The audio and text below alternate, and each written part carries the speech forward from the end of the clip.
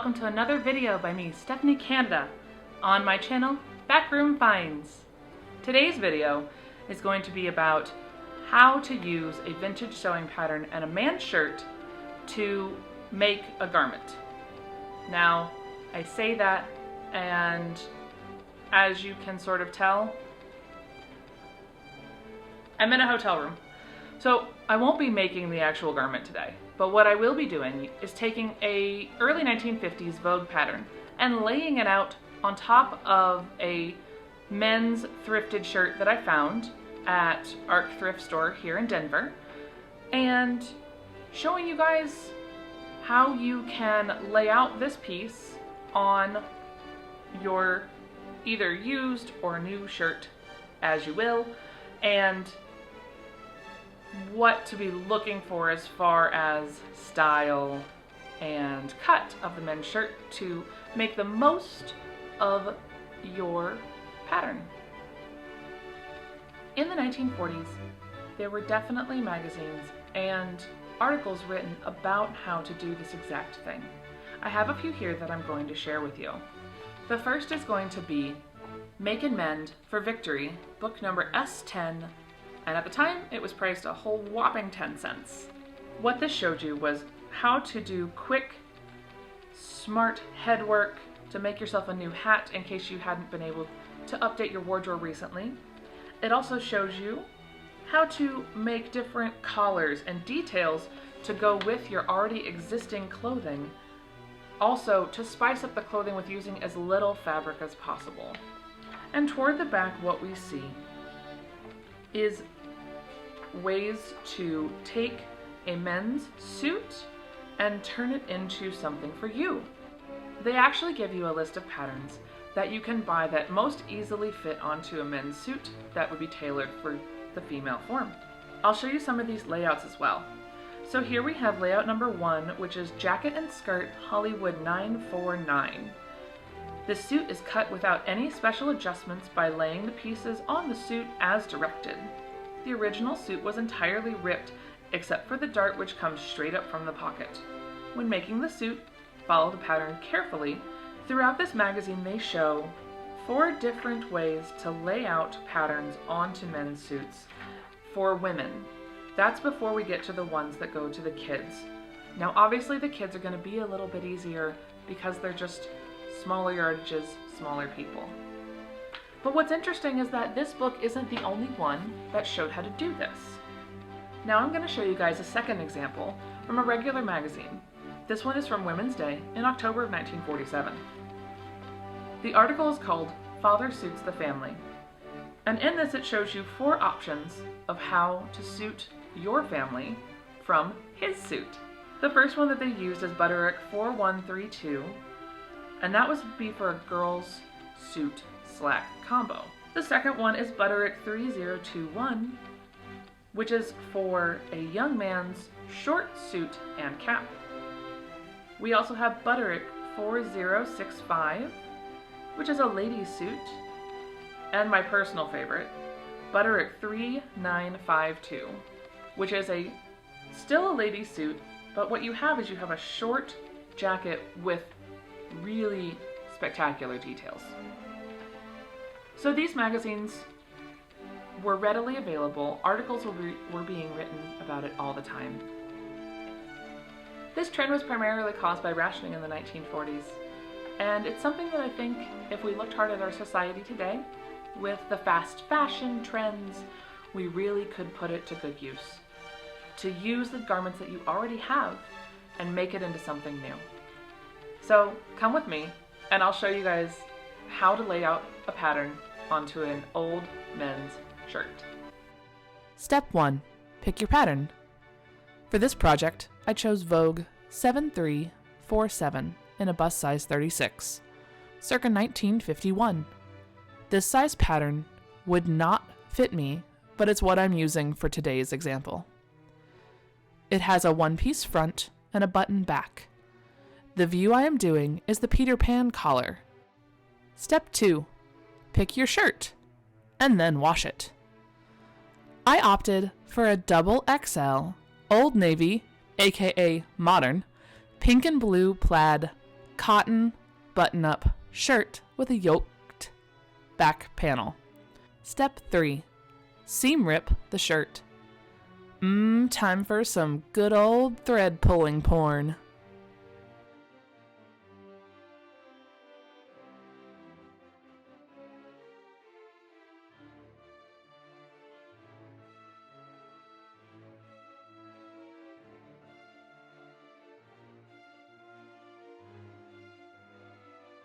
Step 4.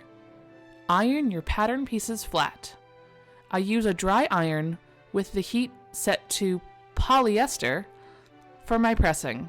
I did not use a pressing cloth on these, but that is up to you whether or not you would like to use one.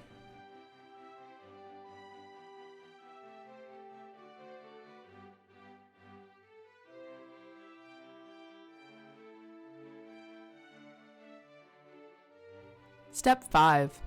Press your shirt pieces.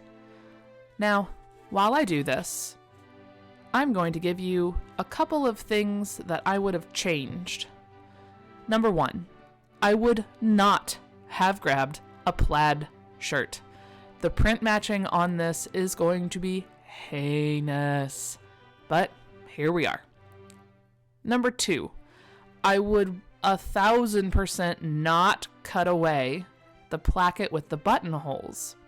A good friend of mine, after I had already done this, asked me if I was just going to use the current plackets as they stand and adjust as needed, which would have been a great idea if I would have thought of that before cutting off one of the sides entirely.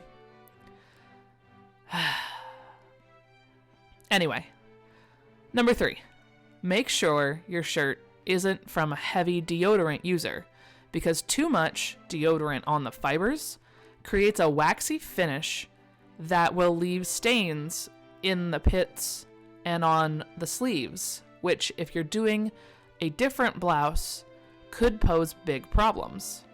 Thankfully, the option I chose, it's not that bad.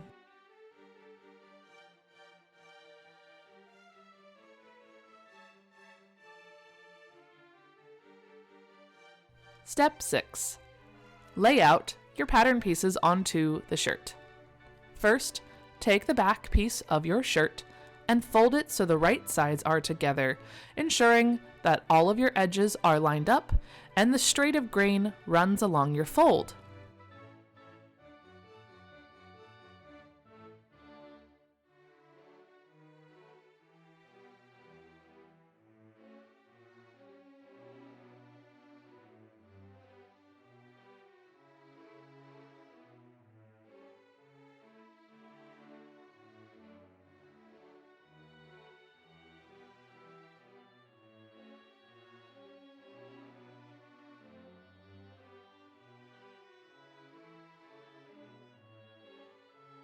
Next, take your front bodice piece and placing it, quote, upside down, end quote, which means make sure the top of your blouse is to the bottom of the shirt.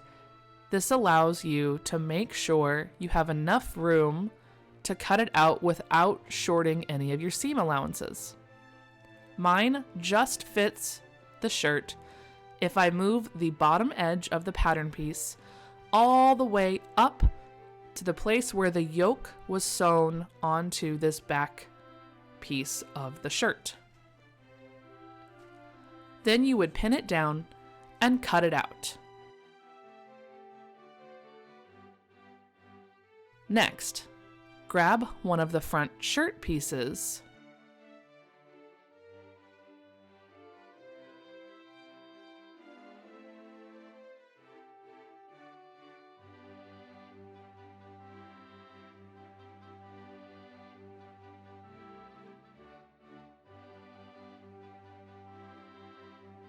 Then again, flipping so that the top of your back pattern piece is to the top of the shirt piece.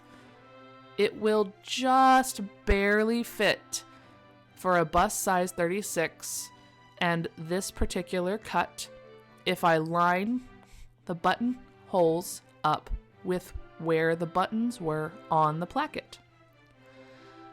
You'll want to do this again with the other piece of pattern using your other shirt piece. Don't worry too much about the buttonholes, because once you're done sewing, you can adjust them as needed. If you want a facing for the inside of your blouse, as this pattern calls for, use one sleeve and it will fit nicely along that sleeve. Then you have the other sleeve to cut out the collar and tab pieces. Sorry I didn't get a video of that part. Alright everyone, I hope you enjoyed watching part 1 of how to make a women's blouse from an old men's shirt, and I hope you guys come back and watch part 2. It will probably take me until the summertime to get this one up, because that's when the next time I'm really home. But who knows? Maybe I'll find a costume shop I can pop into and knock this guy out. If you enjoyed what you watched, go ahead and click that like button. And if you want to see more videos along this line, or just in general to see what I come up with next, go ahead and click that subscribe button. And we'll see y'all next time.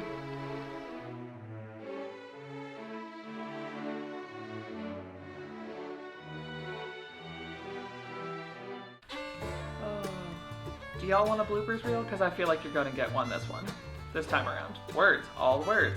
Did I have coffee today? No. In case you're curious, coffee is necessary for me to live my life. That's just a known factor for me. To watch me finish this project and get it all sussed up, gussied up, and pretty in plaid.